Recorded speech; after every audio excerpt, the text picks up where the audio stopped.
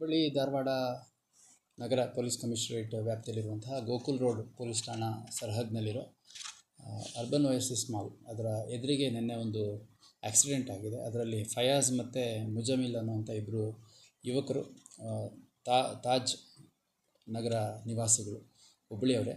ಅವರಿಬ್ಬರು ಸ್ಥಳದಲ್ಲೇ ಮೃತಪಟ್ಟಿರುವಂಥ ಭಾಳ ಒಂದು ಘೋರ ಅಪಘಾತ ಪ್ರಕರಣ ನಡೆದಿದೆ.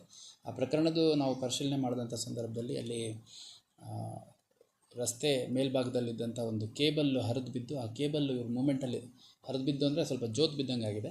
ಆ ನಂತರದಲ್ಲಿ ಅಲ್ಲಿ ಗಾಡೀಲಿ ಹೋಗಬೇಕಾದ್ರೆ ಅವರಿಗೆ ಅಡ್ಡ ಆಗಿ ಕೆಳಗೆ ಬಿದ್ದು ನಂತರದಲ್ಲಿ ಆಕ್ಸಿಡೆಂಟ್ ಆಗಿರುವಂಥದ್ದು ಐ ವಿಟ್ನೆಸಸ್ ಹೇಳ್ತಾರೆ. ಇದರ ಹಿನ್ನೆಲೆಯಲ್ಲಿ ನಾವೊಂದು 105 BNS ಅಂದರೆ culpable homicide not amounting to murder ಅಂತ, ಅಂದರೆ ಕೊಲೆಯಲ್ಲದ ಒಂದು ಅಪರಾಧ ಆಗುತ್ತೆ. ಇದು ಅಂದರೆ ಕೊಲೆಯ ಪ್ರಕರಣದ ರೀತಿಯಲ್ಲಿ ಇರುತ್ತೆ, ಆದರೆ ಕೊಲೆಯ ಉದ್ದೇಶಗಳಿರೋದಿಲ್ಲ. ಇದು culpable homicide not amounting to murder ಅಂತ ಹೇಳ್ತಾರೆ.